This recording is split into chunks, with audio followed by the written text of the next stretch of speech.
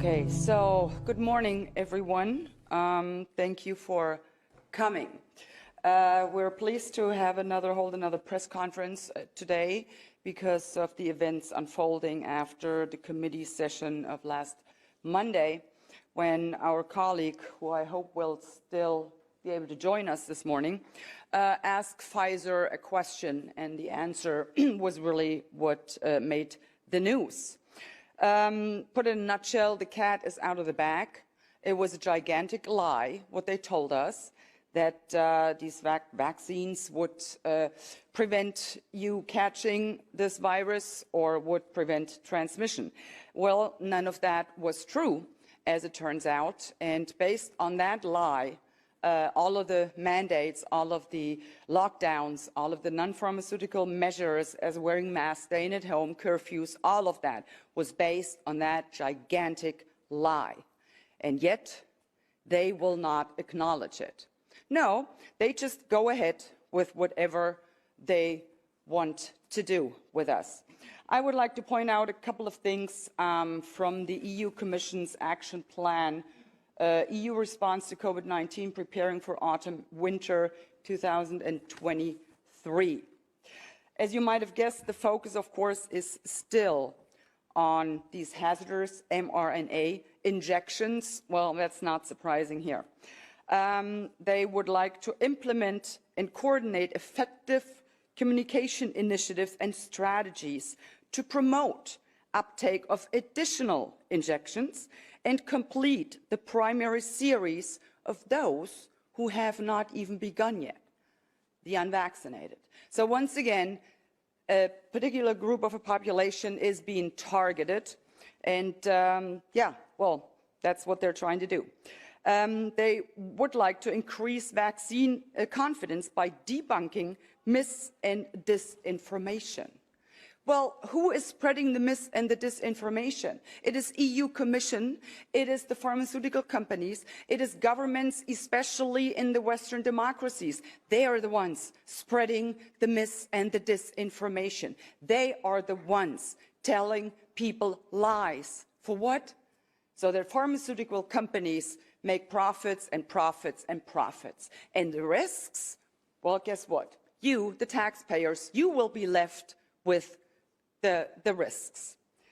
And then, of course, they want to target, and they specifically say that, target hard-to-reach population groups.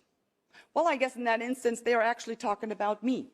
Yes, I am a hard-to-target, a hard-to-reach a population group, because I saw through their lies from the get-go. I'm still unvaccinated, and I will remain unvaccinated. I will not inject a poisonous substance into my body, point blank. So go ahead and try to target me. Good luck with that. Then, of course, they go on with the gaslighting, labeling vaccine hesitancy, this is what they call it, as anti-Western and anti-EU. Can you believe this? So anyone who is not willing to let themselves be injected with this vaccine is anti-Western and anti-EU. No, ladies and gentlemen, let's be clear about this. If you do not want to poison your body, and it is your choice to do with your body whatever you please. Remember, my body, my choice? That's their narrative, actually. Remember that. So, if you do not want to take that vaccine, that has nothing to do with being anti-Western or anti-EU. It is pro-people. That's what it is. And it is anti-globalist elites. That's what it is. And in this action plan, they refer several times to not only COVID-19, but now they slip in influenza. So this will be the next step for their measures, whether it be vaccinations or non-pharmaceutical interventions like wearing masks or staying at home, curfews. Then they will be able to do so when there is an influenza pandemic or wave. And whenever I think they could not possibly come up with yet another atrocity to inflict on people, they sure as heck prove me wrong. The EU Commission proposes now the prioritized administration of the update injection for the vulnerable groups, and then they list who these vulnerable groups are. And they start by saying people aged 60 years and older, individuals with underlying conditions. No problem there. But then they list another group. And you really need to brace yourselves for that one. The vulnerable group among those who should be given priority to take this update vaccine are pregnant women. I have never heard anything more despicable than that, because the point is this: they do not know what this vaccine does to the unborn child. They simply have no clue. And yet, now they're pushing it on pregnant people. And keep in mind, there has been a drop in birth rate. We don't know why that happened. You would expect the opposite of that. I mean, people were locked down.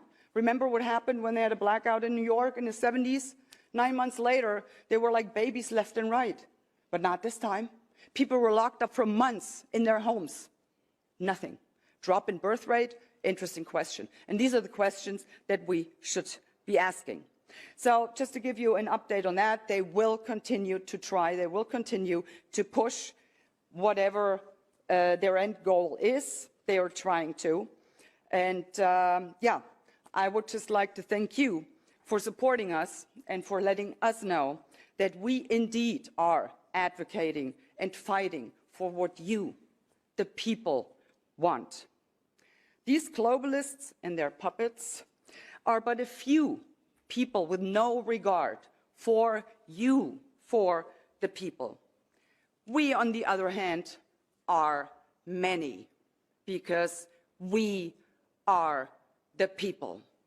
And we will continue to fight for you, for your rights, for freedom, democracy, and the rule of law. Thank you very much. Thank you, Christine.